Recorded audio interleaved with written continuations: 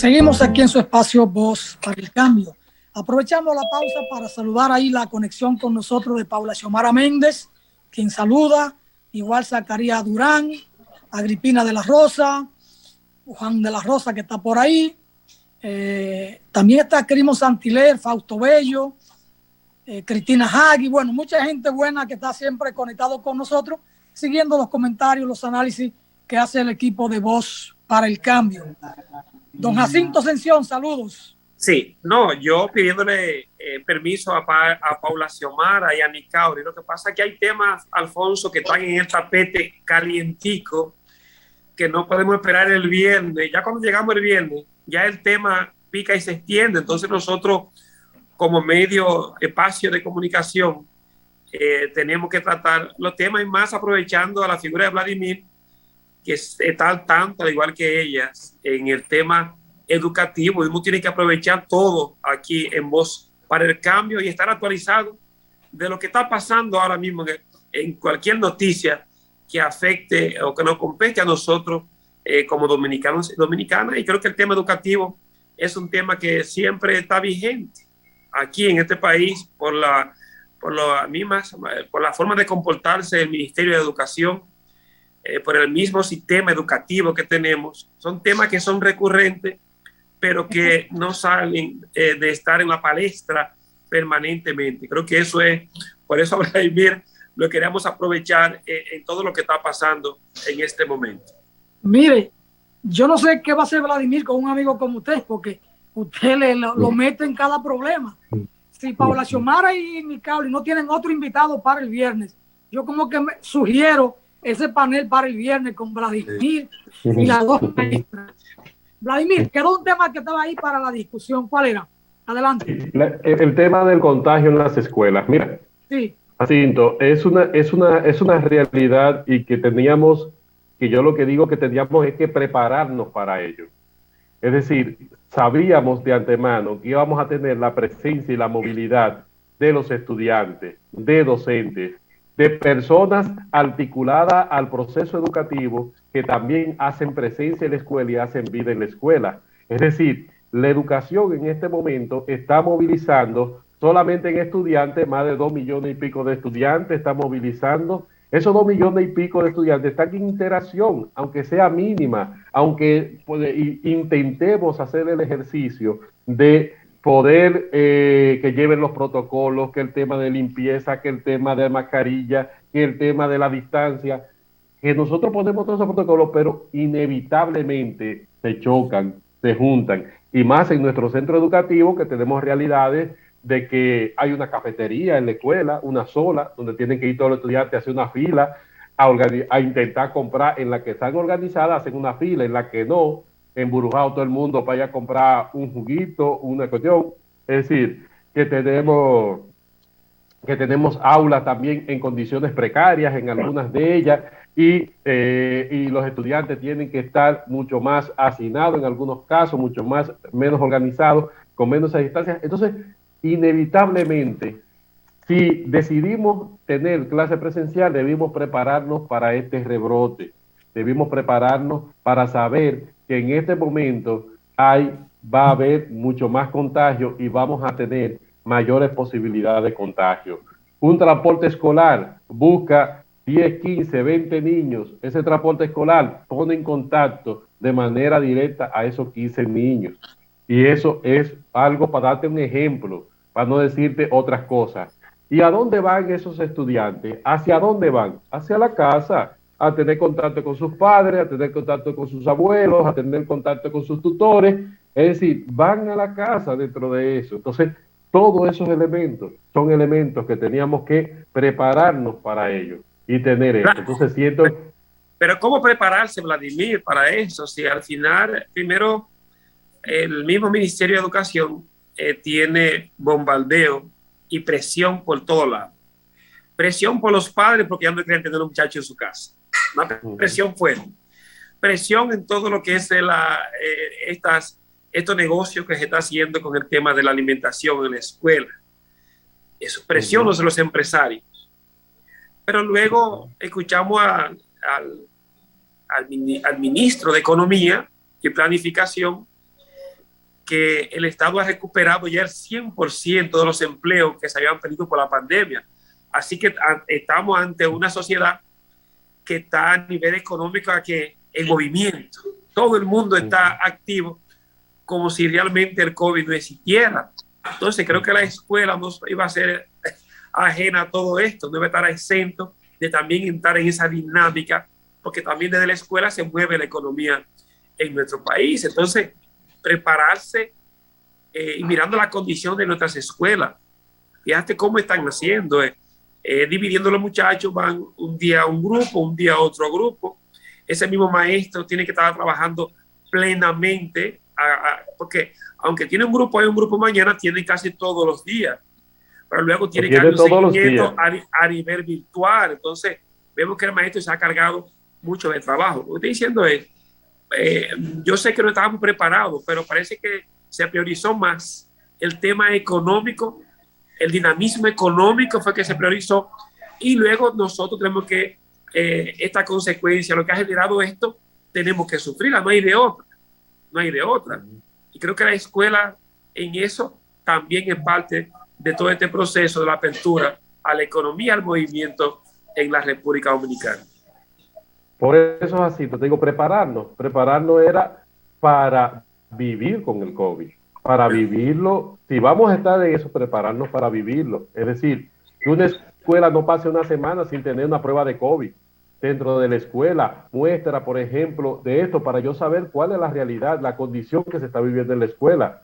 Pero tú tienes que ellos toman, el sistema de salud toma que al azar tomará 10 escuelas, 12 escuelas, y en eso, y mira los casos que han salido, hay escuelas que han salido 20 casos en una escuela, hay sectores que han salido 20 casos, pero tú con el sistema de salud, lamentablemente, si vamos a vivir con el COVID, prepararnos para ello y poder tenerlo. En ese caso, pruebas de COVID, quincenales, semanales en cada centro, para conocer la realidad, cómo está, a qué nos estamos enfrentando, y poder tener, mira, tenemos 10 casos, esos 10 casos se van a quedar en su casa para que no sigan contagiando, para que haya control por lo menos de eso. Y yo siento que son esos controles que, te estoy hablando no de educación, sino del sistema de salud completo, tanto el sistema de salud con educación y todo el tema de COVID a nivel nacional. Es decir, prepararnos para vivir con ese COVID, para poder, ya que estamos ahí y ya que tenemos que tener, como tú dices, darle prioridad a la parte económica y tenerlo ahí, bueno, pero también a la vida de las personas, porque es decir, no vamos a vivir encerrados eternamente,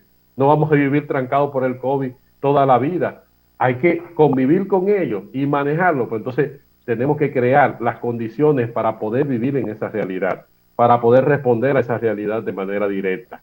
Qué sé yo, es decir, vitaminas necesitamos para luchar con el COVID, pues bueno, vamos a tener la disponibilidad de vitaminas y de diferentes vitaminas para nuestros estudiantes, para nuestros docentes en los espacios de las escuelas, que pueda tenerlo. Ayer mismo falleció una persona en San Juan de la Maguana, de una persona que es la segunda vez que tuvo COVID, y de esta segunda vez no pudo rebasarlo.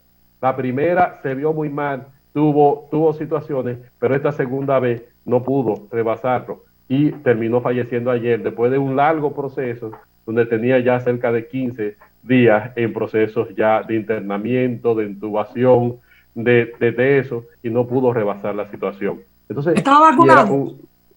Sí, y tuvo la segunda de esto, y maestro de un politécnico más grande de aquí de San Juan. Entonces, esos elementos, es decir, cómo nos preparamos, cómo lo enfrentamos, y darle seguimiento continuo a esa etapa y a esos procesos.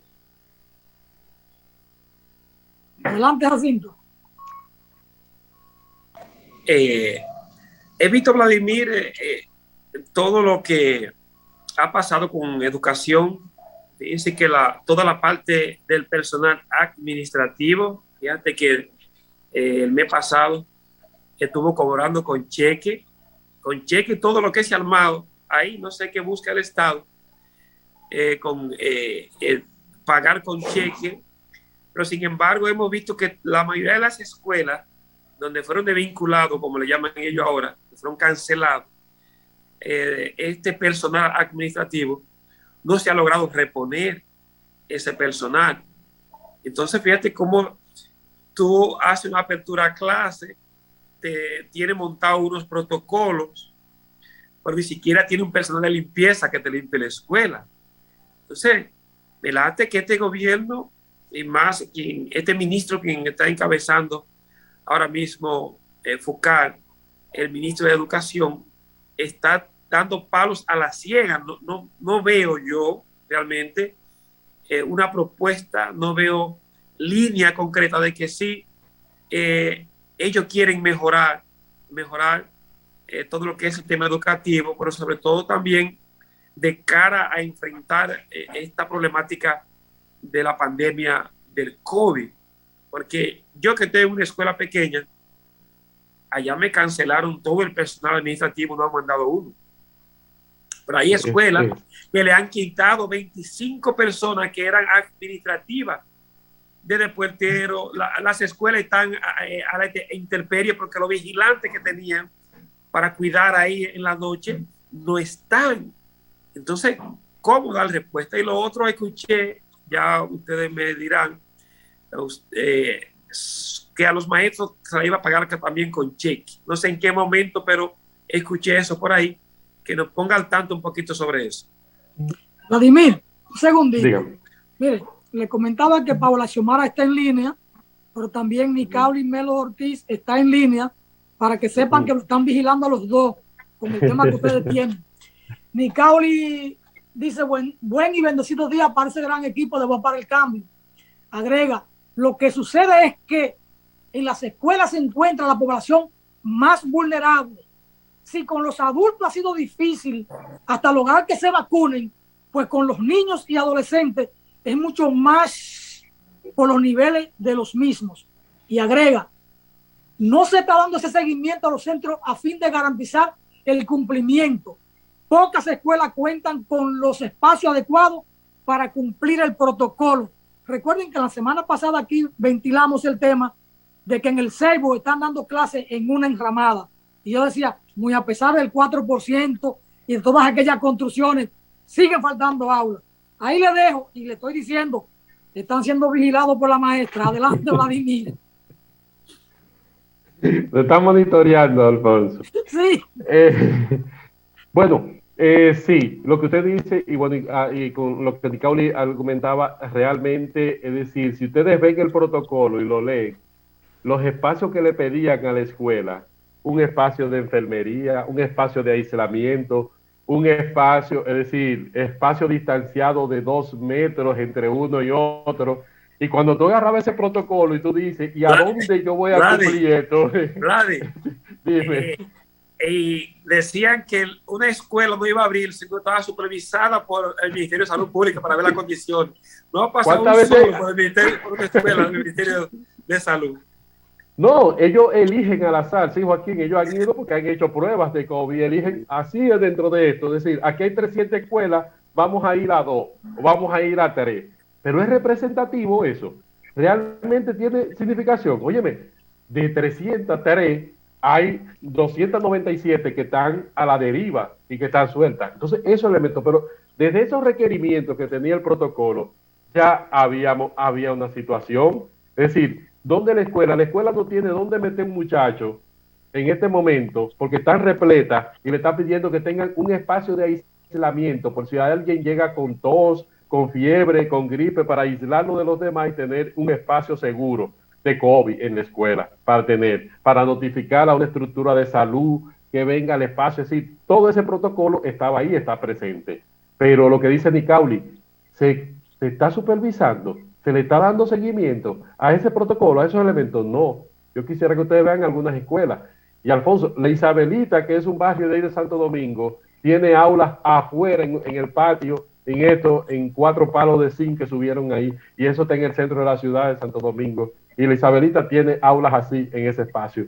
Es una realidad que nos desafía. Y lo que ha pasado del sector privado, que muchos colegios tuvieron que cerrar durante la pandemia porque no lograron sostenerse durante la pandemia, y muchos colegitos de esos de barrio que estaban ahí presentes. En Isabelita, que nosotros hacemos presencia, y de un barrio que yo vengo, cerraron 3 colegios.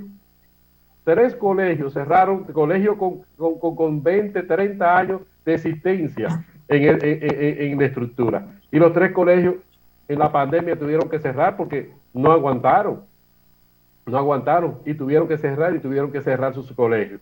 Entonces, ¿para dónde pasaron esos estudiantes? Al sector público. ¿A dónde salieron a buscar? Al sector público. Y eso también, esa migración ha poblado de manera significativa los centros educativos que tenemos. Y eso.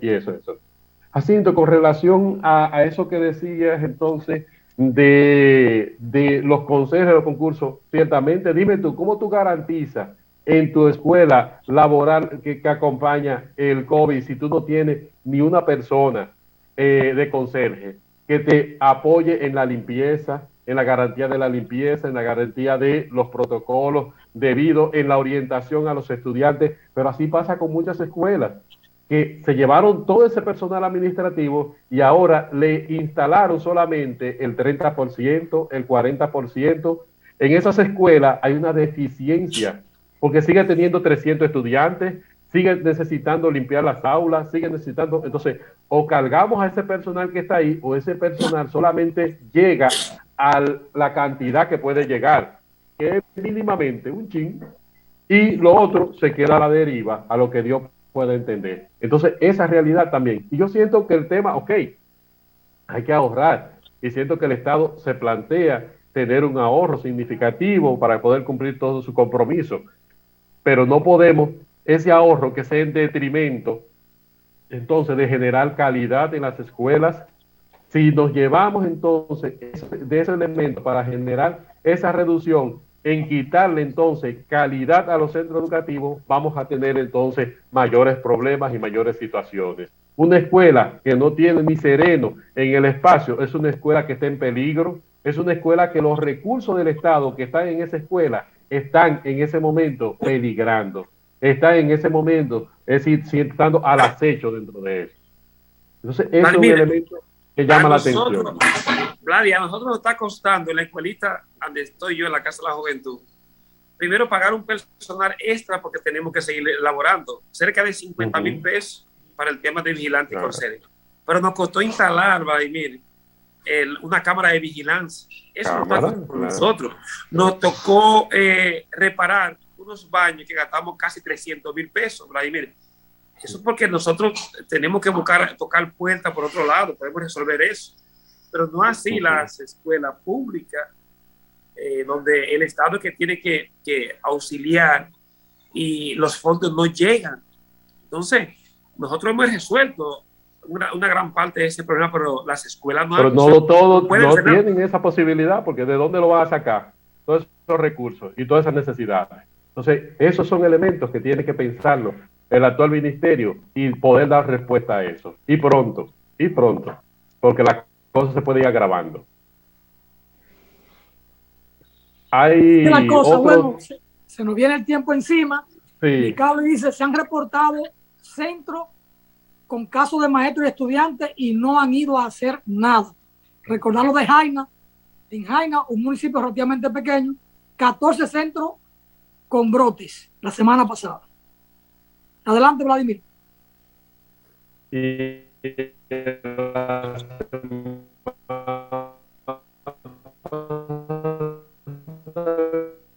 Vladimir, el internet ahí se frizó. Se frizó, Vladimir. Barahona también, viendo la presencia de brotes significativos en toda esa zona, que también es otro elemento. Ahí volvió. No. Sí, ahí volvió. Sigue. Ok.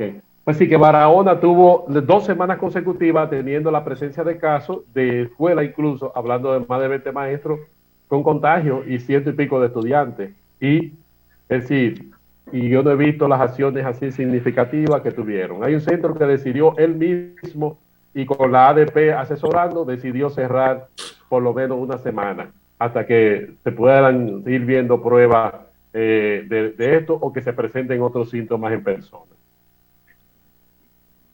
Eso sigue el monitoreo y lo que hay que darle seguimiento, monitoreo a toda esa realidad. Se nos queda un tema, pero a las jóvenes que no monitorean, para el viernes sería interesante tocar el tema de las cooperativas de maestros, que tuvo elecciones el viernes pasado y cambió todo el escenario que había, la realidad de escenario que había anteriormente ha cambiado en toda la representación de delegados a nivel nacional. Eso es un tema pendiente de diálogo. Y otro tema, Vladimir, que toquen las expertas en educación, porque veo que todo lo que tiene que ver con el personal administrativo, la docente no lo tocan. Es como si eso estuviera fuera del sistema educativo, y sin embargo hay personas que han estado ahí cogiendo mucha lucha, canceladas, no le entregan sus recursos de prestaciones laborales. Me gustaría también que en esa parte abordaran el tema, porque es un gran número de personas que la están pasando mal en este momento en educación. Bueno, gracias a los dos por estar ahí. Aquí llegamos al final de Voz para el Cambio en esta entrega tan interesante, empezando la semana. Esperamos que en el transcurso de la misma tengamos más y mejores ofertas para todos los que nos siguen en el día a día. Gracias, Vladimir. Con Vladimir hasta el lunes, mientras tanto, de mi parte, o hasta el viernes con la maestra. Gracias, don Jacinto. Mañana nos vemos por acá. Bien. Gracias.